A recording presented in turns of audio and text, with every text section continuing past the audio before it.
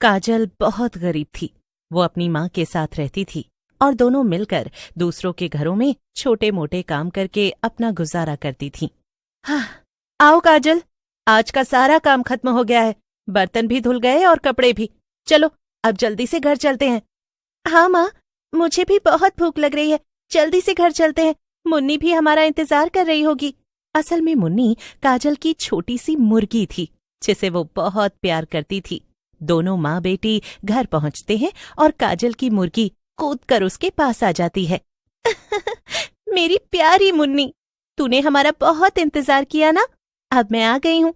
चल, मैं तुझे भुट्टे के दाने खिलाती हूँ। तू भी तो भूखी है ना, पर तुझे अपने से ज्यादा इस मुर्गी का ख्याल रहता है। हाँ माँ, ये मेरी इकलौती दोस्त है। हम दोनों यहाँ झोपड़ी बनाकर रहते हैं और पास के मोहल्ले में अमीरों के बच्चे मुझसे बात तक नहीं करते हैं। ऐसे में जब से मुन्नी मुझे मिली है, मुझे दोस्तों की कमी महसूस नहीं होती है। अच्छी बात है काजल।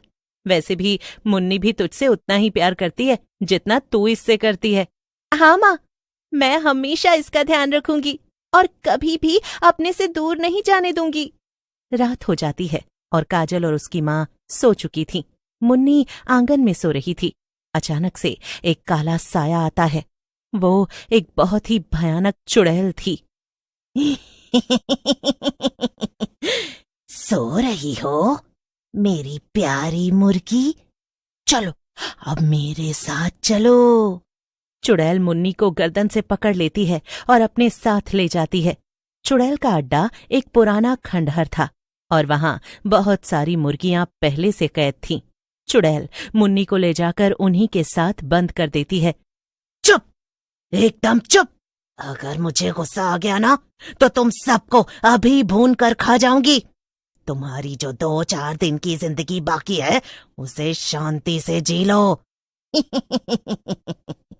उधर अगले सवेरे मुन्नी को घर में ना पाकर काजल का बुरा हाल था। उसने रो रो कर सारा घर अपने सिर पर उठा रखा था।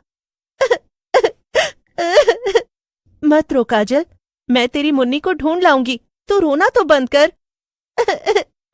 माँ, मुन्नी ऐसे कहीं नहीं जाती है। जरूर उसे कोई अपने साथ ले गया है। मुझे उसकी बहुत फिक्र हो रही है। मगर बेटा, ऐसे रोने से तो काम नहीं चलेगा ना। हमें मुन्नी को हिम्मत से ढूंढना पड़ेगा। जैसे तैसे काजल खुद को संभालती है और दोनों माँ बेटी अपनी मुर्गी को ढूंढने में लग जाती हैं। उधर दूसरी तरफ चुड़ैल भेस बदलकर बाजार जा पहुंचती है। ये लो सेठ, इस बार हट्टी कट्टी मुर्गियां लाई हूं। पिछली बार तो तुमने कम दाम लगाया था, मगर इस बार मैं नहीं मानूंगी। पैसे तो अच्छे ही देने पड़ेंगे। हाँ। अरे ऐसी मुर्गियों के तो मैं तुझे अच्छे दाम दूंगा। ये ले। वैसे तूने अभी तक बताया नहीं, तेरा नाम क्या है और तेरी शादी हुई है या नहीं? अरे कब तक मुर्गियां बेचेगी? मेरी घरवाली बन जा, मजे की जिंदगी होगी तेरी। ये सुनकर चुड़ैल को गुस्सा तो बहुत आता है, मगर वो अपने असली रूप में नहीं आ सकती थी। इसीलिए गुस्सा दबाते हुए कहती है, अरे बुढ़ऊ, तेरा एक पैर पहले से ही कब्र में है। मुझसे दोबारा ऐसी बकवास करी ना तो दूसरा भी खींचकर तुझे पूरा कब्र में ही लिटा दूंगी, समझा? इतना बोलकर चुड़ैल वहां से गुस्से में चली जाती है और 4 लोगों के बीच में सेठ की बेइज्जती हो जाती है। सेठ दांत पीस कर रह जाता है। 2 दिन बीत जाते हैं और अभी भी काजल को अपनी मुर्गी वापस नहीं मिली थी। बेटा काजल, अब तू मुन्नी को भूल जा। मुझे तेरे दर्द का एहसास है, मगर मुझे नहीं लगता कि वो अब वापस आएगी। अरे जिसने उसे चुराया होगा वो अब तक तो उसे खा भी गया होगा। माँ, तुम कैसी बातें कर रही हो? तुमने ऐसा सोचा भी कैसे? मेरी मुन्नी को कुछ नहीं हुआ है और वो एकदम ठीक है। मैं उसे वापस जरूर लेकर आऊंगी। गुस्से में काजल घर से निकल जाती है और चलते चलते बाजार जा पहुंचती है। अरे मैं कितनी दूर आ गई घर से।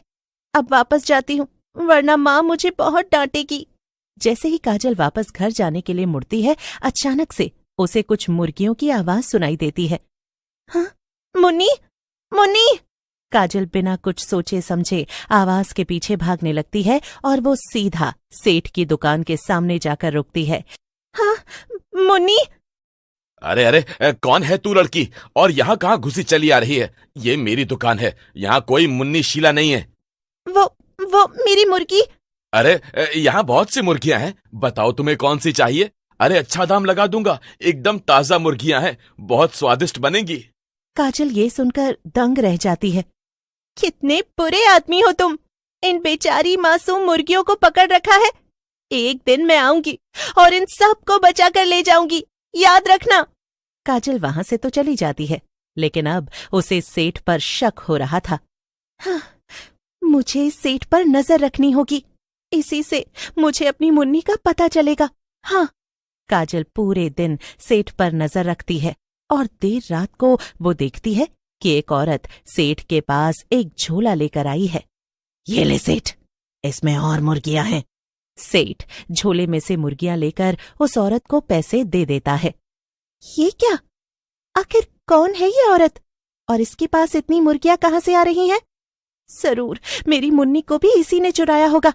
काजल उस औरत का पीछा करने लगती है, लेकिन अचानक से कोई पीछे से काजल का हाथ पकड़ लेता है और काजल चौंक जाती है। हाँ, कौन है? कौन है? अरे अरे, डरो मत काजल, ये मैं हूँ, तुम्हारी माँ। तुम इतनी देर तक घर नहीं आई, इसीलिए मैं तुम्हें ढूंढते हुए बाजार आई, मगर फिर मैंने तुम्हें इस तरफ आते देखा तो मैं भी तुम्हारे पीछे पीछे आ गई। अब बताओ, तुम यहाँ क्या कर रही हो?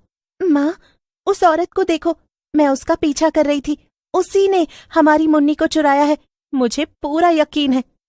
क्या सच में? अरे मगर काजल, वो तो घने जंगल में जा रही है, हमें इसके पीछे नहीं जाना चाहिए, मुझे इसमें खतरा नजर आ रहा है। कुछ भी हो माँ, उसके पीछे जाने से ही हमें मुन्नी मिलेगी, चलो। काजल अपनी माँ को जबरदस्ती अपने साथ ले जाती है। वो औरत एक